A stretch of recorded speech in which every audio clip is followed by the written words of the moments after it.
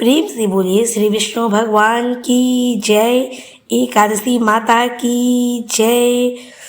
चैत मास के कृष्ण पक्ष में आती है पाप मोचनी एकादशी, और जैसा कि इसके नाम से स्पष्ट है, यह व्रत पापों का निवारण करने वाला माना जाता है। वर्ष 2026 में पाप मोचनी एकादशी की तिथि और पारण का समय इस प्रकार है। इस बार एकादशी तिथि 15 मार्च 2026 को रखा जाएगा। ठीक है, पारण का समय है 16 मार्च 2026 सुबह 6:30 बजे से 8:54 के बीच में आपको पारण कर लेना है।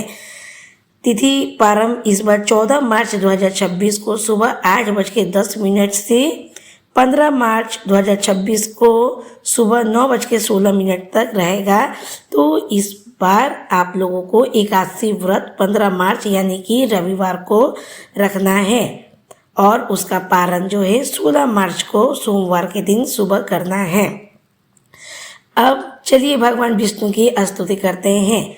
कोई भी कथा सुनने से पहले भगवान की स्तुति सबसे ज़्यादा जरूरी होती है, और कथा को बीच में छोड़ के कभी भी नहीं जाया जाता है, नहीं तो व्रत का फल अधूरा रह जाता है। तो चलिए भगवान विष्णु की स्तुति करते हैं। सबसे पहले भगवान के समक्ष हाथ जोड़िए और पूजा के दौरान भगवान विष्णु की इस कल्याणकारी मंत्र और स्तुति का पाठ करें। ओम शांताकारं भुजगशयनं पद्मनाभं सुरेशं विश्वाधारं गगनसदृशं मेघवर्णं शुभांगं लक्ष्मीकान्तं कमलनयनं योगिविज्ञानगमयं वन्दे विष्णुभवैहरं सर्वलोकैकनाथं।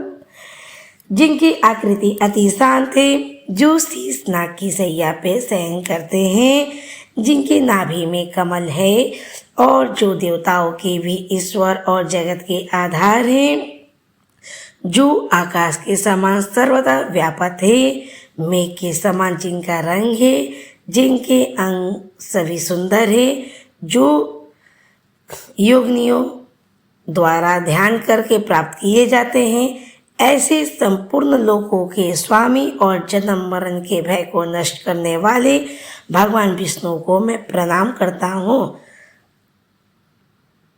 भगवान विष्णु की पाप मोचनी एकादशी व्रत कथा का श्रवण करने से पहले एक बार और जयकारा लगाइए। तो प्रेम से बोलिए श्री विष्णु भगवान की जय, एकादशी माता की जय। प्राचीन काल में चैत्ररथ नामक एक सुंदर वन था, जहाँ चैवन ऋषि के पुत्र मेधावी ऋषि कठोर तपस्या करते थे। उनकी तपस्या इतनी प्रभावशाली थी कि इंद्रदेव भी भयभीत हो गए, कहीं वे उनका सिंहासन ना ले लें।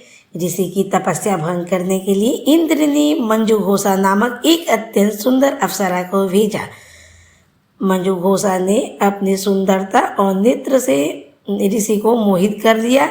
ऋषि मेधावी अपना संयम खो बैठे और अपनी तपस्या को बीच में ही छोड़ के मंजूघोषा के साथ भोग विलास में लीन हो गए। इस अवस्था में उन्हें समय का भान नहीं रहा और कई वर्ष बीत गए। जब मेधावी ऋषि को अपनी भूल और तपस्या भंग होने का आभास हुआ, तो वे अत्यंत क्रोधित हुए। उन्होंने मंजूघोषा को पिशाचिनी होने का श्राप दे दिया। मंजूघोषा भयभीत होकर कांपने लगी और ऋषि के चरणों में गिरकर क्षमा मांगने लगी। उसने प्रार्थना की कि उसे इस घोर श्राप से मुक्ति का उपाय बताइए। ऋषि को उस पर दया आ गई और उन्होंने बताया कि चैत्र मास के कृष्ण पक्ष की पाप मोचनी एकादशी का व्रत करने से तुम्हारे सभी पाप नष्ट हो जाएंगे और तुम पुनः दिव्य देह प्राप्त करोगे।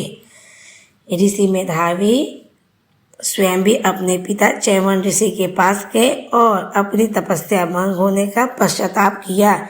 चैवन ऋषि ने उन्हें भी यही सलाह दी कि आत्मशुद्धि के लिए पाप मोचनी एकादशी का विधि पूर्वक व्रत करे। दोनों ने पूरी निष्ठा और विधि विधान से इस व्रत का पालन किया और व्रत के प्रभाव से मंजूघोषा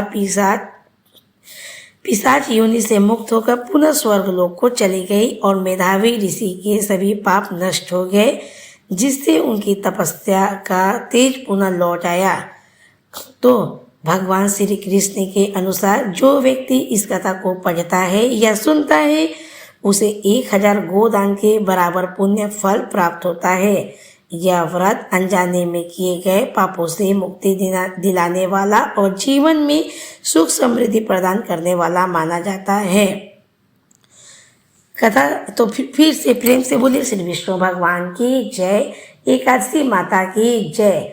भगवान जो भी हमसे भूल चूक हुई हो, त्रुटि हुई हो, इस कथा को पढ़ने के समय हमारी त्रुटियों को माफ़ कीजिए, हमारी गलतियों को माफ़ कीजिए और अपने बच्चे पे सदा अपनी कृपा दृष्टि बनाए रखिए। जय श्री हरि। ओम नमो भगवते वासुदेवाय।